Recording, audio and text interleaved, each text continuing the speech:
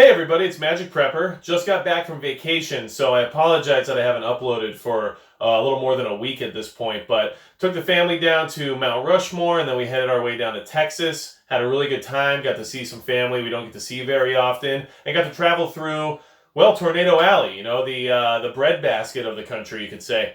It was a really good experience. We got to really see some different parts of the country that we haven't really seen before, and it got me thinking about some of the different aspects of whether or not SHTF was going to happen while we were on the road, packed up for a family vacation. What I will say is that the way the truck was packed, having all the supplies we had with us, all the food, all the water, clothing, everything else you can think of that you might need on a vacation, really kind of gave me a sense of security because I never had that much stuff in my vehicle at any other time. We had enough stuff in our vehicle to live out of it for more than a few weeks if we needed to. I do pack a little bit heavier. I bring extra supplies, of course. I do have a tent and, sleeping bags and chairs and all kinds of stuff that, in all honesty, we didn't even get to use. But having all those things with me made me feel that regardless of what happened, if we had to pull off some back road and set up camp somewhere, we could do it. We were ready to go. And there were some things I learned on the trip that I felt I might want to share with you guys and give you some ideas about planning, in your head about what you might run into on the road and the things that you might want to keep in mind in case there ever is an issue. I personally felt like I made a few mistakes, not a ton, but there's a few things that I would probably change for next time that I didn't do this time. One of those things was I didn't bring my large bug out bag, the one that I would bring if I left my home for the bug out location. The reason I didn't bring it was because I modified my get home bag, which basically meant I added a little bit more material. I gave myself more resources, made it a little bit heavier, but got a few more things in it that I usually wouldn't carry around just as a get home bag scenario. But the reason behind that was because my suitcase is actually my wife's bug out bag.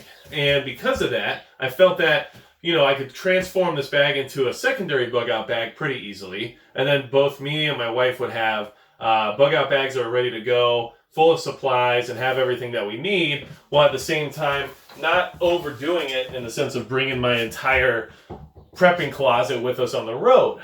The only reason I felt that it was a mistake was because my other backpack is so much sturdier and so much more robust that it could last for a long, long time. And if the coming collapse happened while we were on the road or while we were out of town and we didn't ever have a chance to make it back all the way up to North Dakota, then I would have to stay where I was. And of course the bag I had with me was my SOG bag you've all seen in my bug out bag video, and I don't think it would last the same as my other bag, which you are going to see, I promise. I'm going to make that video.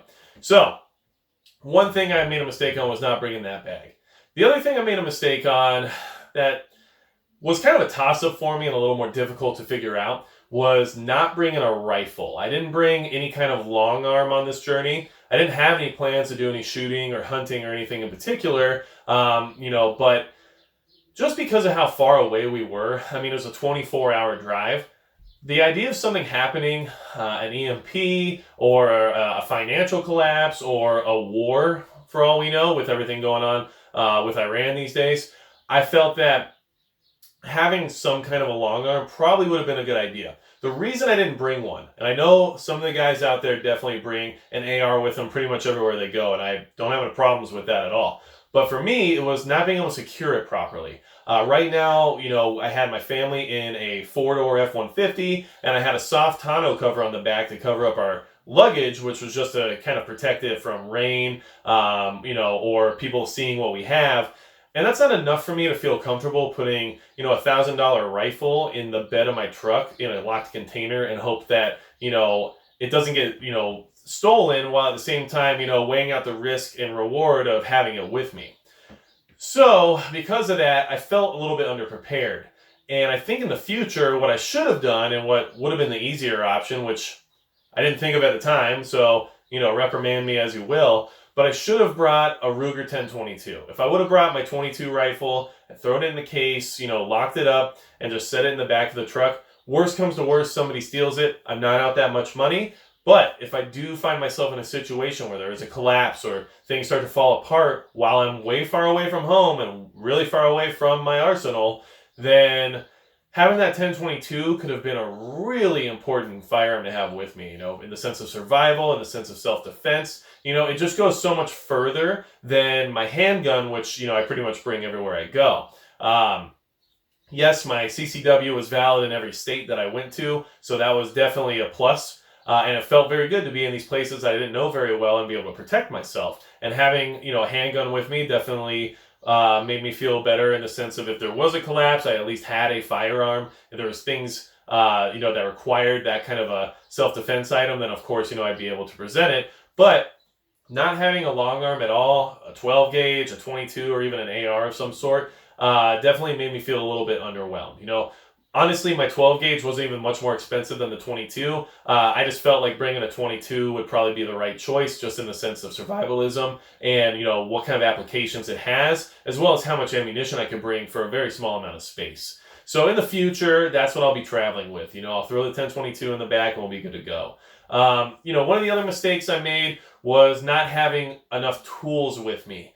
And that actually happened to kind of show me a lesson while I was in Nebraska. So we're driving through Nebraska, my engine light comes on, something's going on, and I find out my cylinder is misfiring. Okay, so after some research and talking to a couple of guys who know a little bit more about, mechanics than I do, come to find out that my spark plugs need to be changed, and it's kind of an easy fix, but only if you have the tools. And I didn't have any of the tools with me. Honestly, even if I had my socket set or something like that with me, I probably would have still had to buy a few more things to supplement it. But I ended up having to buy a lot more tools than I wanted just to get a simple job done. But I did get the truck fixed up, got some new spark plugs, no more engine light, we were good to go. It just taught me that lesson of, I had plenty of space in the bed of the truck. I should have had a little bit more of a substantial toolbox back there, at least a set of sockets and probably some screwdrivers and maybe a hammer, because, you can never go wrong with a hammer.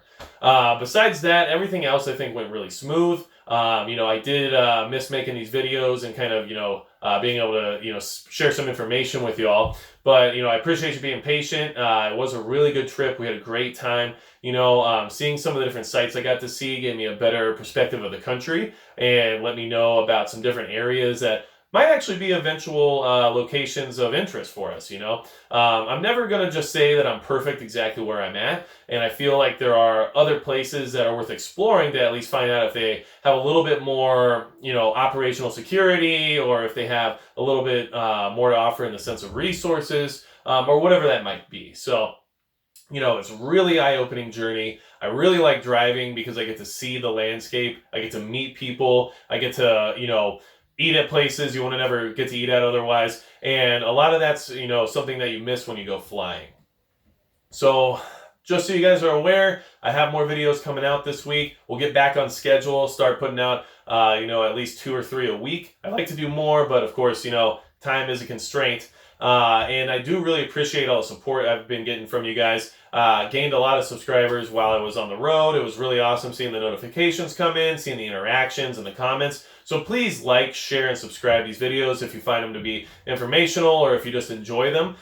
Leave me some comments down below if there's anything you want me to cover. I don't mind talking about different topics. If you want my opinion on some things, maybe it's the current situation with Iran, or maybe it's our political situation that we have going on in our country, or maybe it's just about gear or anything you see me use in some of the videos. I do plan on doing some more interactive videos where you'll see me out and about using equipment and kind of giving you my 2 cents on how it's working and what it does. But I'm really having a good time with this so far, and I just wanted to thank you guys for that. So if you have any other questions, leave them in the comments, and besides that, that's going to be it for Master Craft.